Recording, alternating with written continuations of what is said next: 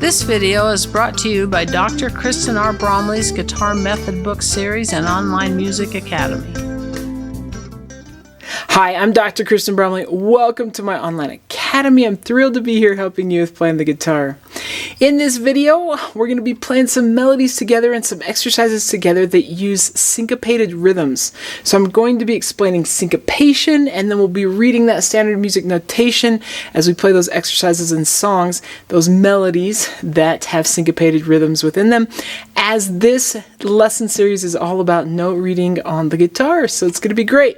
This video does accompany lesson 9 from my note reading books 1 and 2 method book. In the book, we're going to be on pages 57 and 58. We'll be working exercises 16 and 17 here as we get started, and then we'll play. You, me, and the band will be playing numbers 18 through 22 together with the band. So it's going to be great. Syncopation. Syncopation is when we have rhythms happening against the groove, against the natural beat in a measure.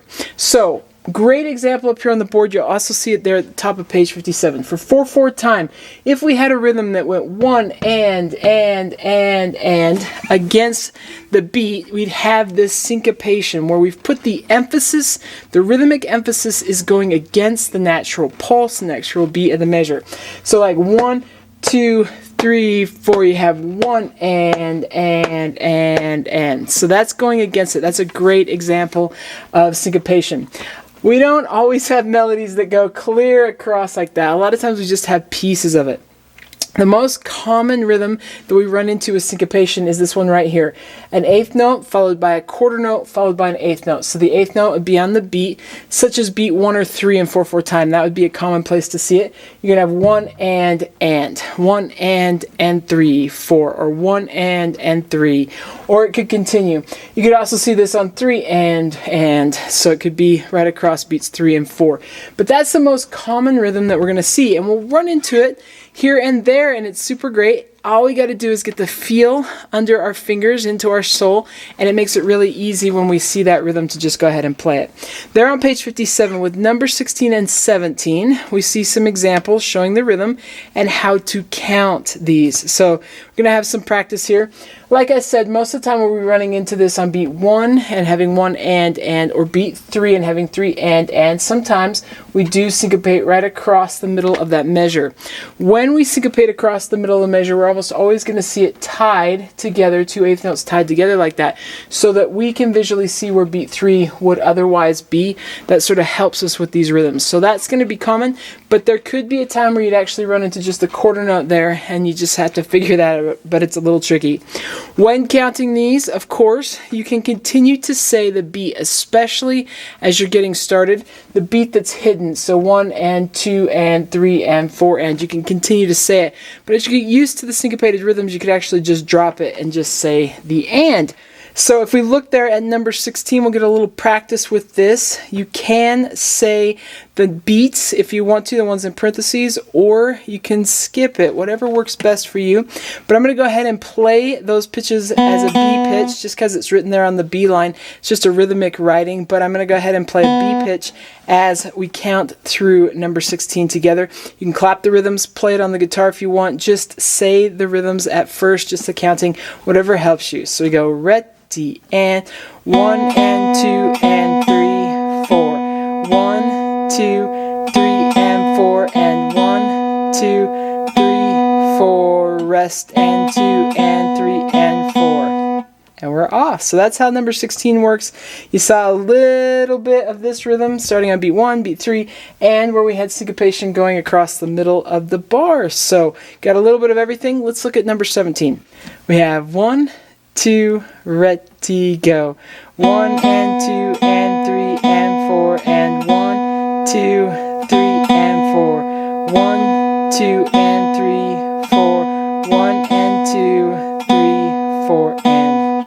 Now, I'm not saying the extra ands. You can actually count through these saying the and. So like in that last measure, 1 and 2 and 3 and 4 and. If in your head you need to keep track of that, you can say that as you're playing it. So with that last measure, for example, it would be like ready and 1 and 2 and 3 and 4 and. And if that helps you, you can do that sort of thing. Keep track of those subdivisions. All right, so those are a couple of examples there. And clap through those different rhythms, get a feel for those different rhythms. We're going to go ahead now and jam together with the band. With numbers 18 and 19, we'll be playing along with the drums as we work on those. They're all on the E pitch. These are little exercises to get used to that alternate picking. Remember that we're going to pluck in a downward direction for the notes that fall on the beat, and in an up position, up direction for the notes that fall in between the beats. So you're going to have that 1 and 1, 2, 3, 4. You'll see those marked there. So we'll play those right along with the drums. 2 different tempos, slower tempo and a faster tempo. Then we'll play the songs 20, 21, and 22. If, as you're playing these songs, keeping up with me and the band is a little bit much, you're tripping, then pause that video, work on those spots, as I always say, so that you'll improve much faster, get your technique happening, get your playing improving that much faster, and jamming right along with me will be that much more fun. So each of those will happen at 2 tempos as well, slower tempo and a faster tempo. It's going to be great. Let's go ahead and jam together on these songs.